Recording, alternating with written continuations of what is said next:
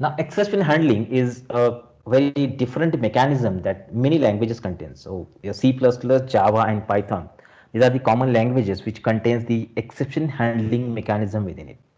Now, by using this mechanism, we can override the accidental termination of the program, basically. So, before that, I just want to identify what do you mean by exception.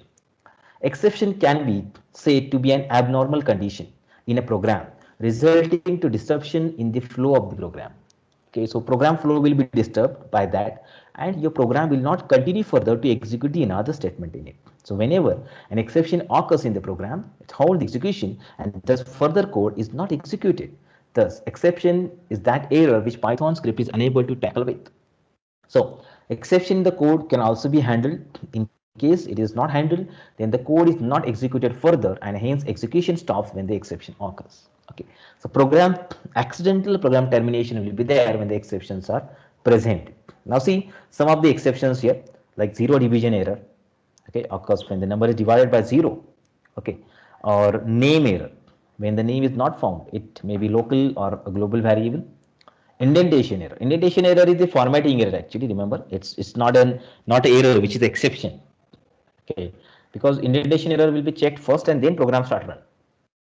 IO error, which occurs when input output operation fails, or EOF, that is particular end of file errors, which is reached at the end of file and yet operations are being performed on this. It's what EOF errors like. Okay, let's try that first. What kind of exceptions we are having? So let's try that. I'll just open my terminal, Python's terminal, and then try that. I'll just show you. Maybe many times you may have available with this kind of the errors. I'll just show you what exactly the errors are present there. Let's see the first kind of the error. So let's print the value of variable x. See, this is the name error. Name error, name x is not defined. Name error. Fine. Let's define x.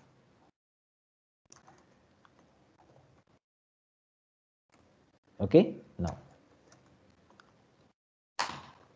Now see, what's error? Type error.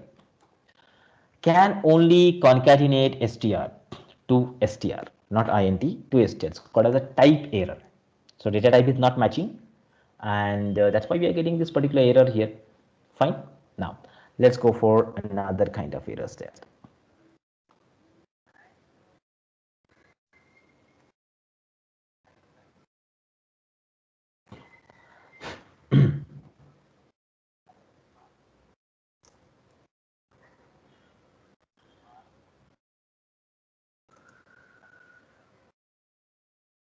Okay, same type error is there. Okay, let's create a list. Fine. Which error is that? Index error. List index is out of the range and it is showing this error on line number 1. Okay, only single line is there. That's why every time it will show the line number 1 itself. Let's go for the dictionary. Let's create a set.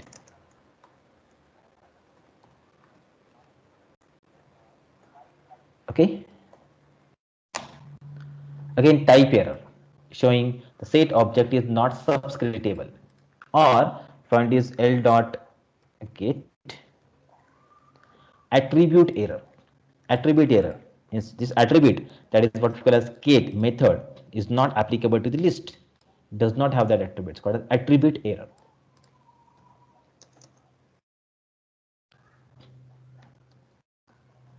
Dictionary. What is this? Key error. The key which is given there, it's not present. That's why we're getting the key error in it. Got this? No. Many such errors are there. They are called as exceptions. So whenever it's always okay. It's okay that we can have 6 here. It's working fine. It means that integer can be passed as parameter to it. Fine.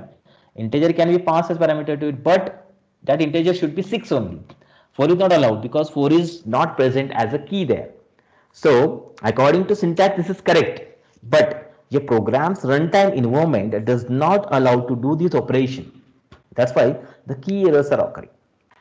Okay, or errors are occurring basically that we call as a runtime error, or they're called as exceptions basically. That's why it is termed as the exception handling mechanism. So exception handling is used to handle such kind of the runtime errors by which we can avoid accidental termination of the program. We can avoid the accidental termination of the program. Remember this. So this is how we can make use of it, and sorry, what kind of exceptions are present there. And now let's talk about the method and mechanism to override it. Let's write a program and then we'll go with understanding the concept particularly. So I'll go to write the program here. Okay, let's try that. Just a minute. We'll create a new file here and let's give a name as exp.py. Okay, so let's read do two numbers from user. So let's enter the first number.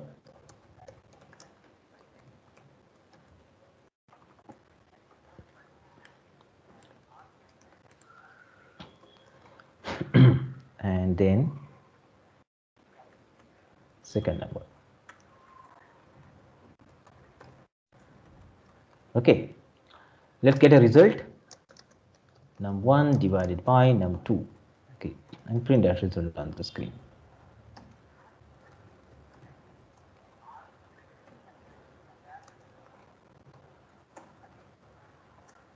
And at the end, let's print something. Thank you. Correct. So I'm reading two numbers from keyboard from the user performing their division and then printing thank you on the screen. Okay, that's it. Let's run that. 12 divided by 7. Okay, so I got that correct, 1.71 something, and thank you. Exactly, working fine. Let's run it again. And now try 12 divided by 0. Check it out. This message is very important when you're getting such kind of the messages in the output. So try to read that output first. Showing trace back, the most recent call first, calls last, because maybe possible that the error will be thrown from multiple models, from module to module or function to function, like that. It may also happen. That's why required to know most recent, last, call last. Okay, so file name is given on which file the error is present. File name is completely path is given here. Line number 4.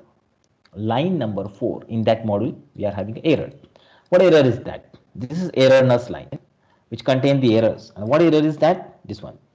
Zero division error. So zero division error is the name of a class in Python whose object is created and thrown out of the program. So when it's thrown out of the program, if nothing is there to catch it, then program will get accidentally terminated. Okay, that's why program is terminated accidentally here. And I got a message. This is a message. Division by 0. This is the message by which we just can check why the program is accidentally terminated. What's the reason behind it? That reason is mentioned here. Okay, so we need to identify what kind of error is there, what's the reason behind it, that we need to check. And once this is completed, then we can go ahead of finding and recovering from the respective errors there. So I'll just close this. So line number 4 is this, where containing the error. We know that this number should not be 0. That's why we're getting error. Check it out like that. Now, Python's exception handling mechanism. What it does, Python exception handling mechanism is having 6 keywords. By using these 6 keywords, we can handle your exceptions. So like try, except, else. So again, else, we are coming across the else for 4th consecutive times. So yesterday also we have seen the else. Sorry, and for and while we have seen if and else also is there. And this is the 4th block where we are going to make use of the else. And finally, along with that, two more are called assert and raise.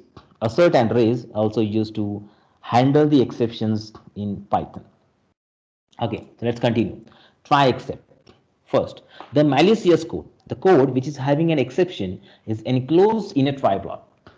Okay, so it may be possible that this particular code can have the exception.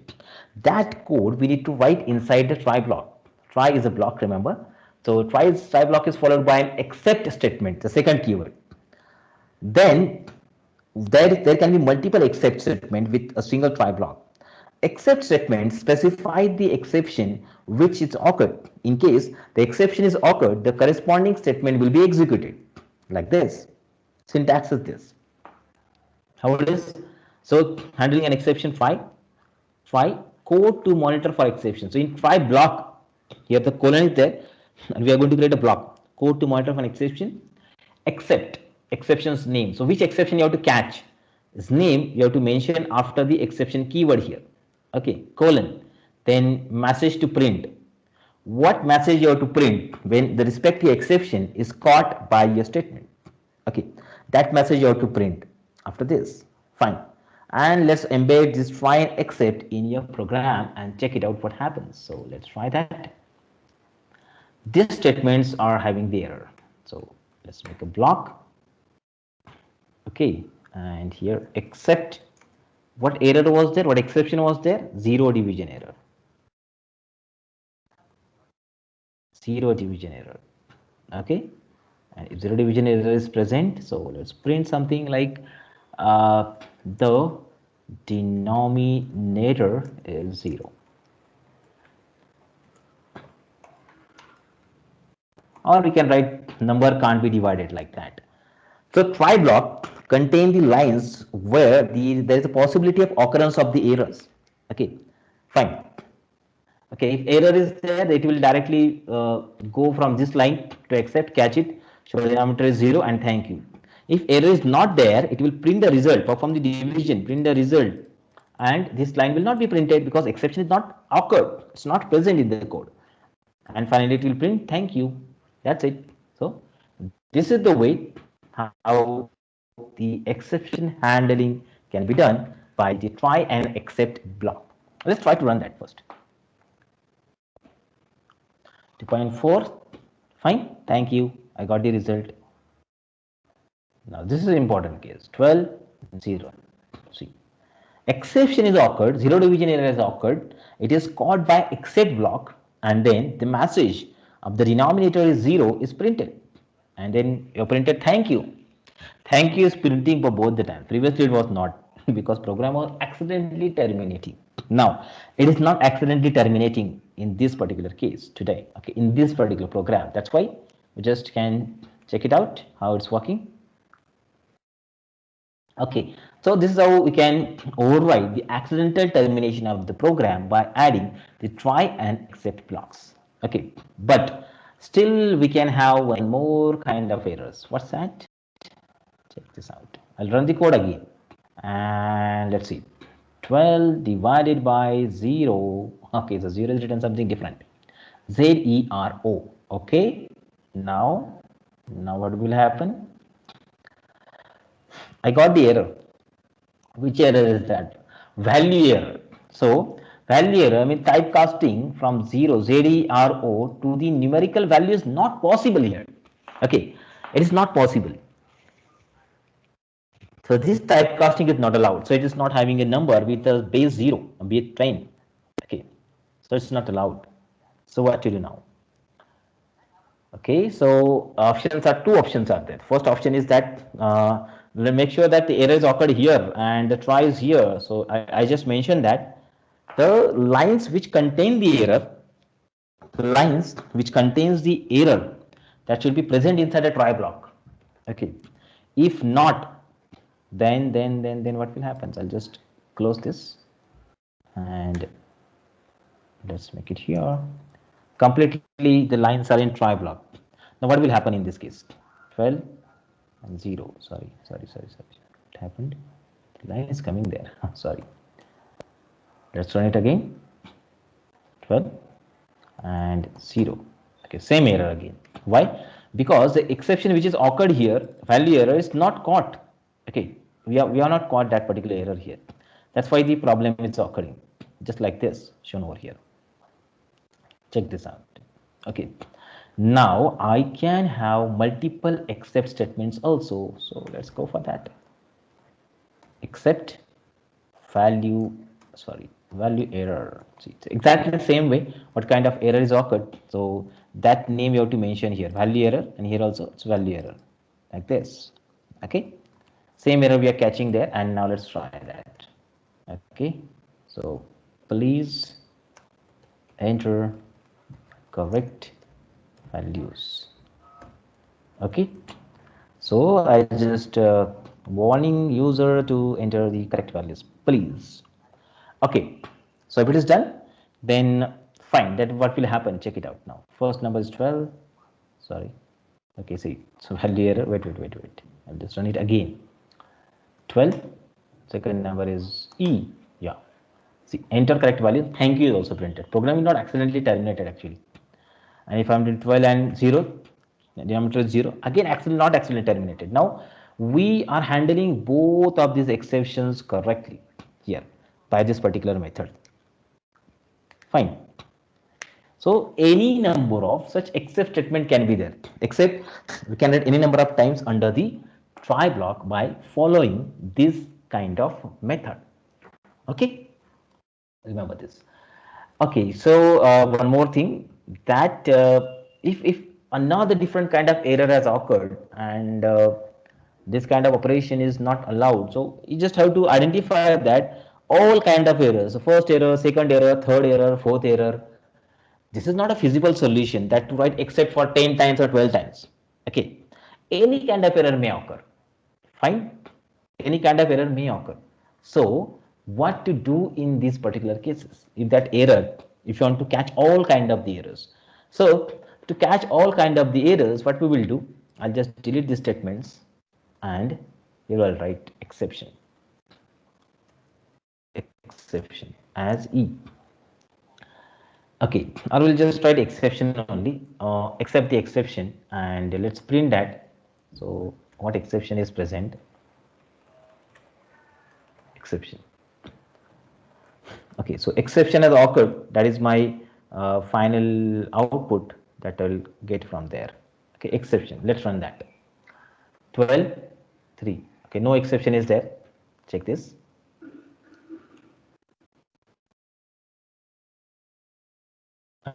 Okay, X, correct. So this is also, and if to run this again, 12 and 3 arrow, again exception is there. But the problem here is that again the exception is printing, but what is the exception? What kind of exception is present? That is not given here. Nothing is present, that is not mentioned here. So what's the solution on that again? So what we'll do, I'll write exception as E. As is, and again one more keyword, when I'm showing the exception class, exception is super class, means it's a main class of all the exception or errors present in Python. That's why it is having possibility to catch all kind of errors which are occurred in the try block. Okay, but I'm storing it in an object. So E is the object of type exception here to be stored, and exception after that, if I want to print the message, I'll just print this E here, sorry, comma E. When you print that E, the E will contain a message of the exception. Let's try that. Message of the exception, 12 and 0. See, exception. Division by message which is given after the name of the exception there. Exception. Division by 0. Okay, let's try it one more time. Now let's check it.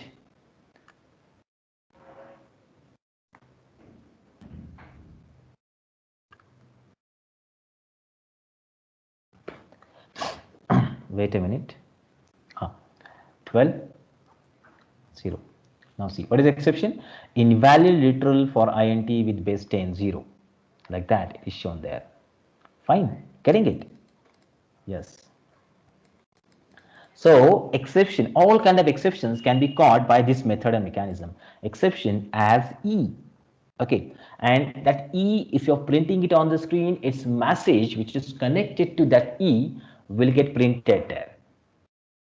Fine. So this is the way that we can handle all kind of exception. Now onwards, if any exception has occurred, so it's possible to use it. Fine. Let's try that. For example, I just want to create a variable here, s is equal to this. Okay, and then I'm printing s of 0. Okay, we know that this is not correct actually, and let's try to run that. 12, 4. Now see, exception is here, list index out of range. Okay, it's because our outputs are correct, but that line is causing an exception there. Which line? This line causing an exception.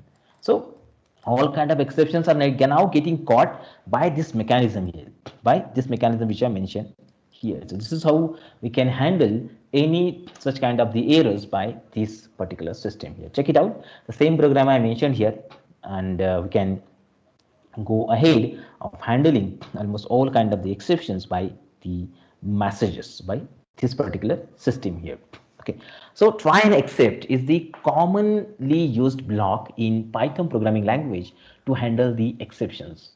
Now along with that, there is third keyword, it's called as a finally block. In case if there is any code which the user want to be executed, whether exception occurs or not, then that code can be placed inside the finally block. Okay, so what it means, finally block will always be executed irrespective of the exception, whether exception is occurred or not. In both the cases, this finally block will be executed, generally used for shutdown activities like closing a file. I want to close the file before termination, accidental termination, I want to close the file, or I want to terminate database connection. Okay, before accidental termination, I want to close the database connection, like that. So in that particular cases, we have to use the finally block, which is always executed whether exception is occurred or not. The compulsion is there that this particular block will be executed always. That's the use of the finally block.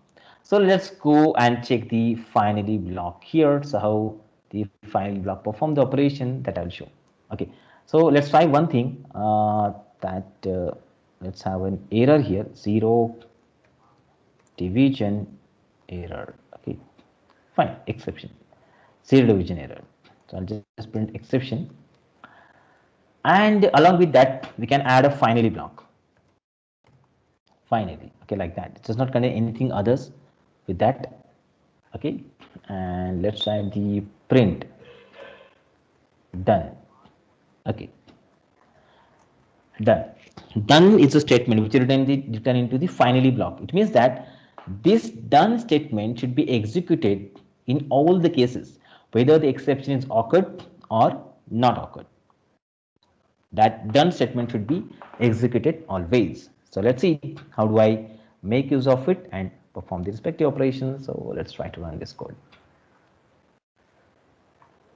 First of all, 12 0, exception is occurred, done is executed, thank you is executed, because except has caught that particular exception. That's why program is not accidentally terminated. We got thank you statement also, and finally obviously as I told, it will be executed whether exception is occurred or not occurred in both the cases. So I'll just close this and let's run this again. Now let's try to add the exception here. So let's use 12 0. Check, done is executed and not thank you. Thank you is the last statement, which is a common statement, but done is present inside the finally. Exceptions occurred. So exceptions occurred. So before accidental termination of the program, the finally block is executed. And as we see, finally block is executed, you got the done statement printed here, and exception is also printed. So this error I have not caught. Okay, this exception, this particular error is not available in the except. That's why the program is accidentally terminated. So this is how we can make use of the finally block in the exception handling mechanisms. Okay. Now the fourth keyword. Fourth keyword is the else keyword. The try statement can have else block also. Else block. That else block is, as we have seen already, that if else is present, for else, while else are present. Here also we can contain the else. The else statement will be executed when the except is not executed. Remember, when except is not executed, then else is executed. Means the inverse of it. So either except in case of exception or else in case of no exception, blocks are executed. That is what the else means. Okay, and this will complete your exception handling. But before that, let's try to run your output. Yes, let's try. Print Just a minute.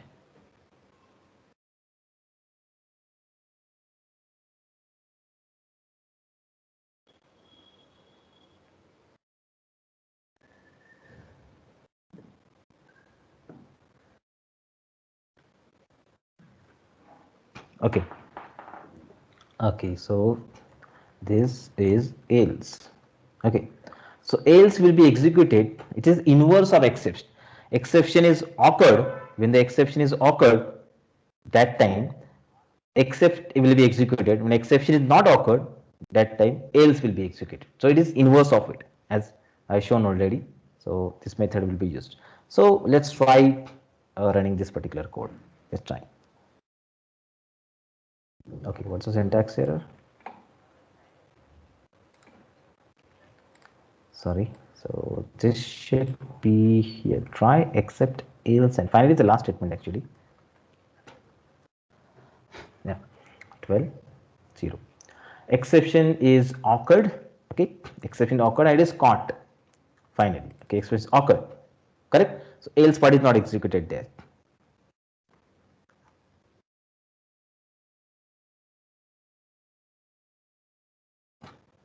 Now here also we got the respective exception and is not caught. Okay, accelerated termination is done over there. Fine.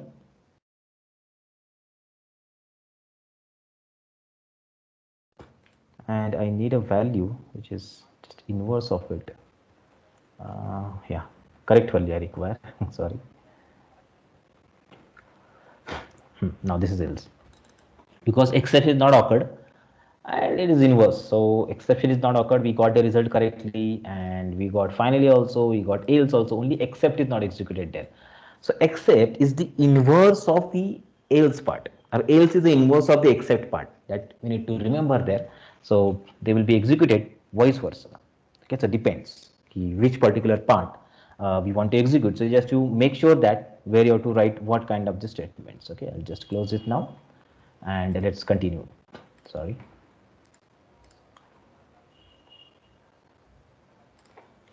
Yeah, this is your current till this particular point of exception handling, complete exception handling. Try block, you have to run this code. Try, which is written inside the try block. Except execute this code when there is an exception. When there is an exception. Else, no exception, run this code.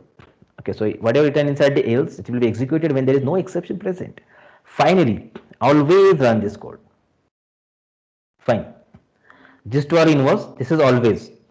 Now, as per your requirement and necessities, we can write the applications as making use of the try, else, try, except, else, and finally. Check out this code which I just shown, and by different ways, different outputs, we can identify what do you mean by try, except, else, and finally. So in applied Python, when you are going to make use of this statement, actually, we just have to ensure which statement you have to use at what particular step, at what particular case, in what particular situation. Remember that. Try this code and check the output.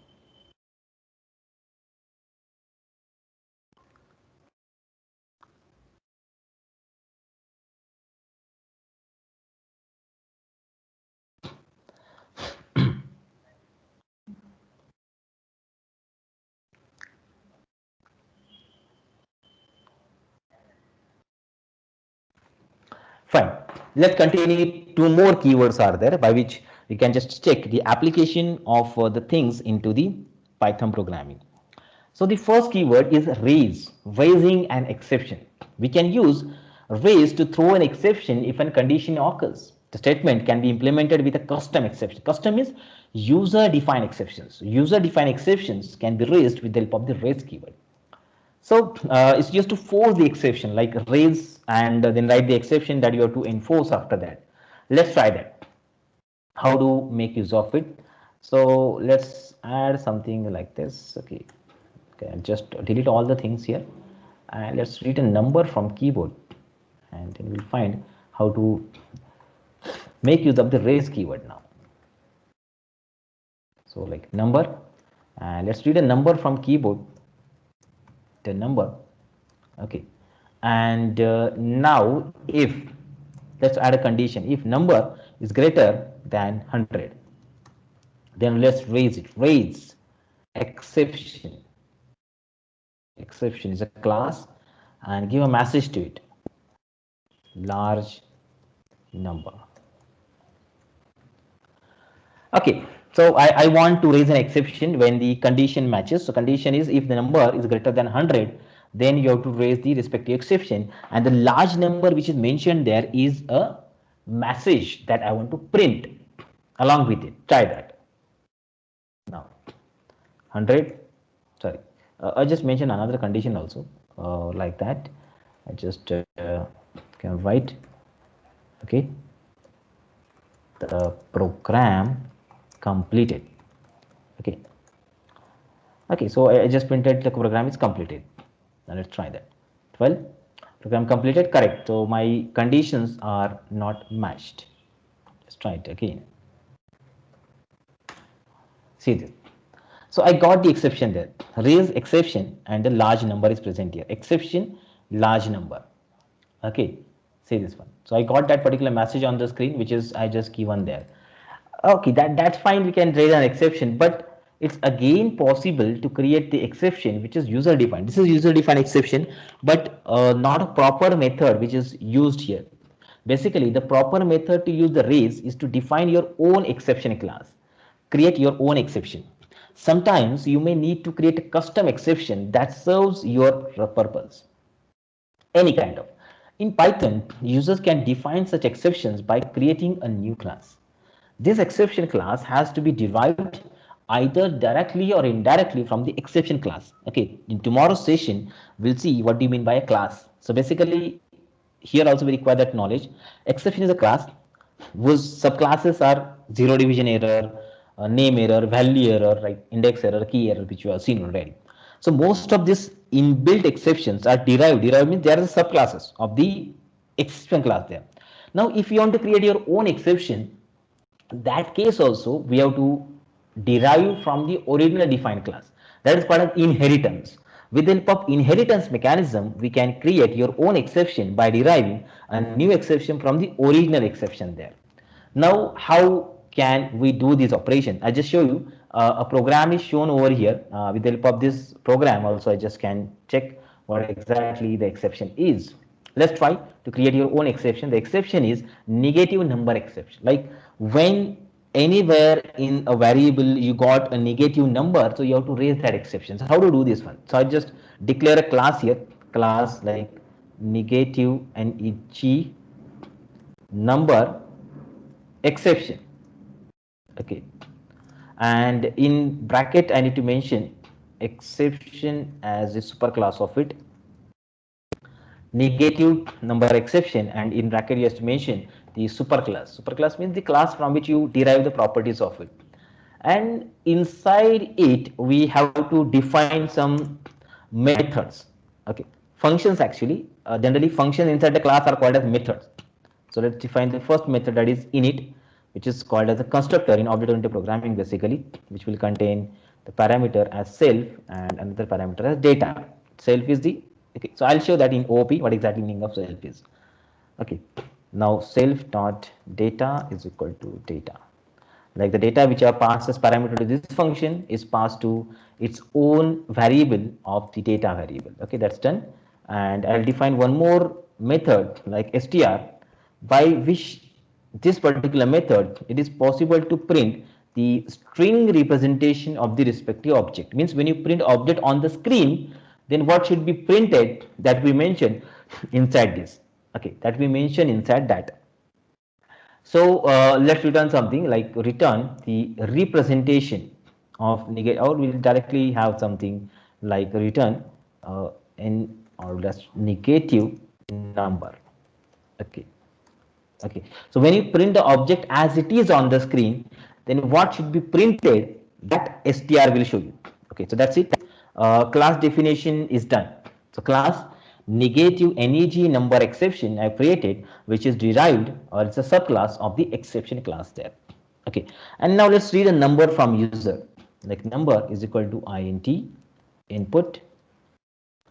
So enter. Okay, let's try that. Enter a number.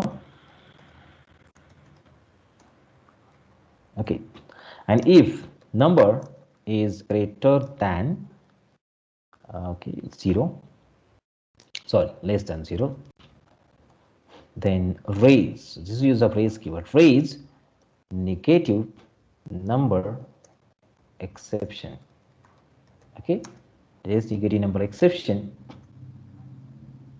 and we can pass some values to it, like let's pass the number there, let's pass this number. Okay, that number will store into its own variable number. Raise negative number exception, so let's add it there, it's already added. Okay,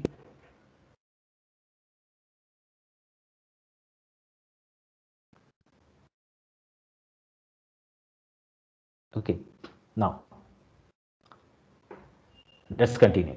So negative number exception is raised, and okay, sorry, it's already raised there, so we need to write that into the try block so that you can identify that negative number exception is occurred. Else print number is, or let's square it. So don't square the negative numbers, I want only square of that particular number when the number is positive, and if not, you have to raise an exception, except.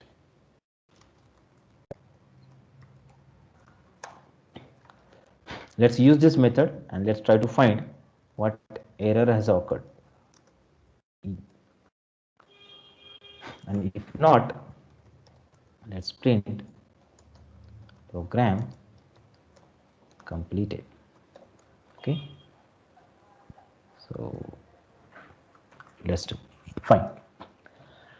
Okay, so I'm raising negative number exception on the given number because this number is passed to the data over here. This is a constructor which is required to pass the values. This is the class whose object you are creating.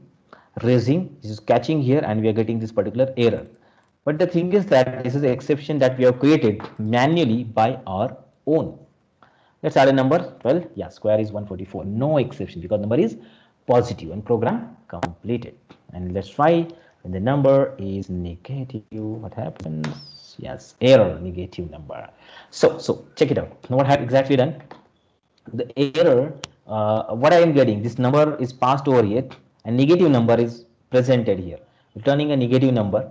That this is a message, string message, which is printed when you print this E on the screen. So when you print object, this object is caught here in E, and I'm printing that E on the screen, and that E or the object that it contains this information present inside it. Or we can add one more thing connected to it, like I can add what's the reason why I'm getting this. Okay, why I'm getting this, so like connect that negative number and data to it. Data means the value of the string value of the number which causes the exception. Okay, like that. See, minus 34. Sorry, data is not defined here. Oh. So it's present there. I just want to write self.data. It is self.data. Self.data. Yes. Now check minus 45. See, negative number. Why? Which negative number? 45. That negative number has given the exception. It's also attached to this, and it's printed when I'm printing this error on the screen. So string representation of the object can be printed, is printed by this respective E as it is shown on the screen here.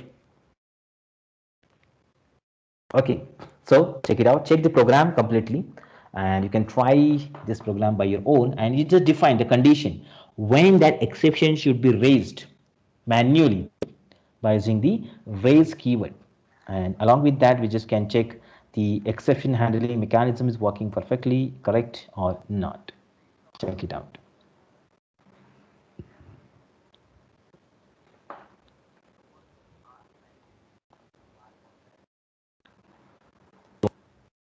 Fine.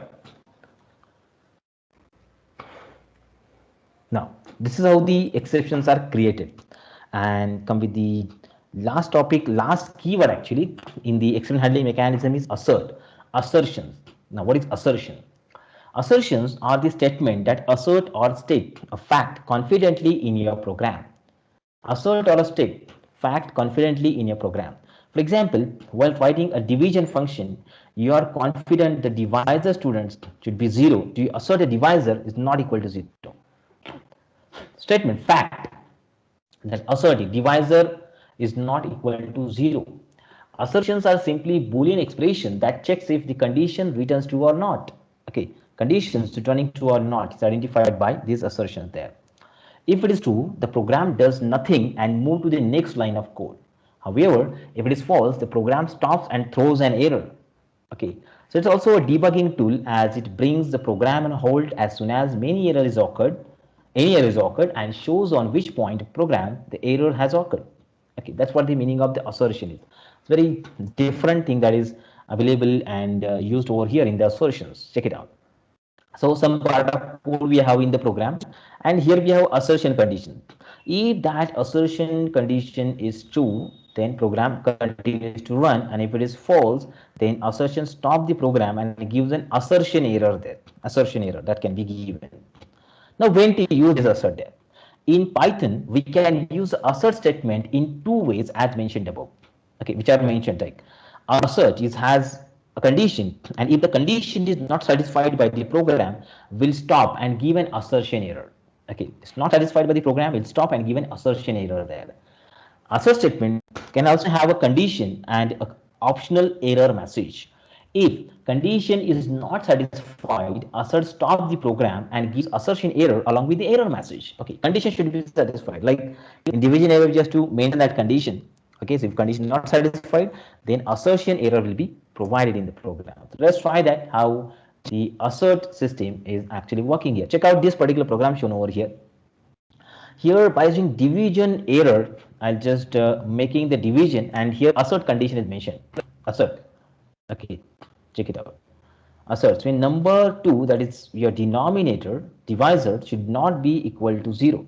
Okay, if it is not equal to 0, it is not equal to 0. Remember that condition is becoming false. Okay, condition is false, then assert condition will be present there. Okay, remember that. Else you'll get the division perfectly. Okay, so like that, just can mention it, and let's try that particular code of assertion. How can I make use of the assert keyword here?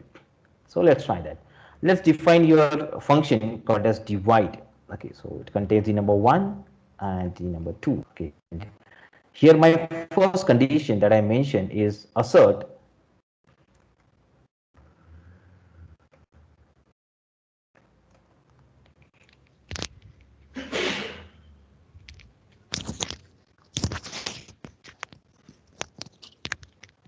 Okay, then create a division, num1 divided by num2, and return division. Okay, and let's read the number from the user, like n1 is equal to int of input.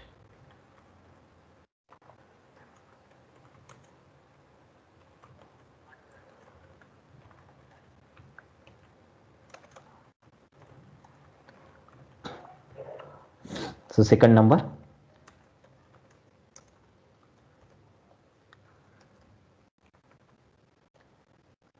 okay, and now print the division.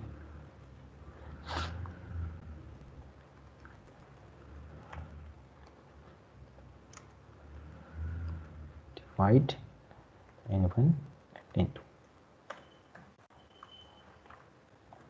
Okay, fine. So here the pre-requirement, before we know that the exception may occur here. We know that the exception may occur. That's why previously we have given the assertions here. Okay, these assertions are given. Assertions, okay, what means what we can call compulsions for being a program to run, that number 2 should not be equal to 0. Okay, being a program to execute by the Python interpreter, that condition that pre-requirements are what we call prerequisites of that particular codes are presented there. Okay, so that's it, that we can add the assertions, and now let's try to run the code. 12, second is 9, so we got the correct output, so no assertion errors are there. Now let's run it again. 12 and 0. Now see, I got the assertion error here because the number 2 mentioned there, here that number 2 should not be equal to 0, should not be equal to 0, and the condition has become false. Condition has become false. 0 is not equal to 0. Okay, it's a false condition. That's why assertion error we got. So to enforce such kind of the assertion, the prerequisite pre-mechanism that we have to embed there, that's we required to use here with an assertion error. So check the code again. How assert keyword is to assert the condition, pre-requirement, prerequisite of the respective program to run, can make use of the assert keyword effectively like this. So this is the way that we can make use of the assertions and the keywords. All of the exception handling keywords are used here. They are working perfectly and perform their operations with as per the pre-requirement, as per the conditions that we require to embed in your code. How do I make use of it? What are the things which are involved in that? Okay, all that we have seen in this particular sessions. Okay, almost all the keywords are okay. All the keywords are over, but one more topic is remaining here. The exception handling. I'll just check it out. When we are having the block to block exception, it will be difficult to understand in that cases. So let's try to find such kind of the things which we can have in our code. So let's try that. See, for example, I'll just close this program and let's open your, sorry, not this, open your previous program of calculator calc. This is a module. Okay, this is the module that we are having over here. Okay, so in this module maybe we'll be working with something. Check it out. So wait a minute here. So fact number is used. Okay, and for example here some spelling mistake is there. Okay, calc, and inside the calc we are returning this fact. Okay, actually fact is used somewhere, and here I'm misspelled the word, means this variable is not present actually, like where in this module, correct, and I want to use this module in another program. So let's import that module, import calc. Okay, and then let's read the number from keyboard again and input.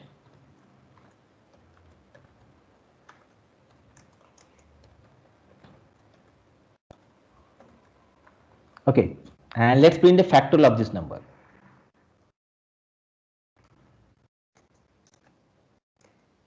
Calc dot factorial of the num. Okay, after that I'll print the, sorry, I'll call the show function also, dot show, and okay, fine.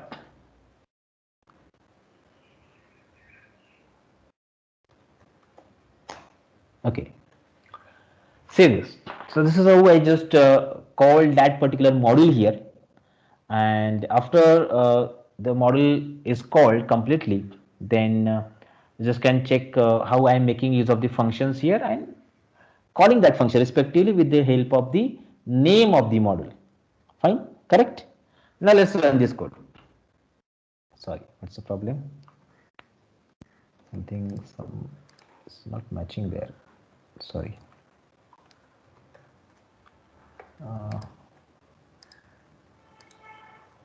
Extra. Let's run it. Enter a number 5. Yeah. Now this is, you need to understand clearly. Now in this program we don't have any error. We don't have any error, any exception. Exception is caused originally in the calc module. Okay, in the calc module. What is exception is that name error. You can check name fact is not found, and what we actually think, in this program nowhere I have given a fact, FAC, nowhere I have given the fact. Still, why this error is present? Why this error is present there? Now remember, this is called as a stack trace. So even trace back there, stack trace. The last line will show you actual source of the error. This one, actual source of the error.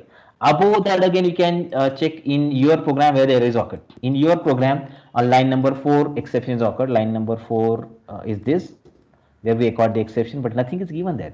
Where it's actually given, see the last line of this trace back or this exception here, where it is, see in calc.py line number 5 in factorial module.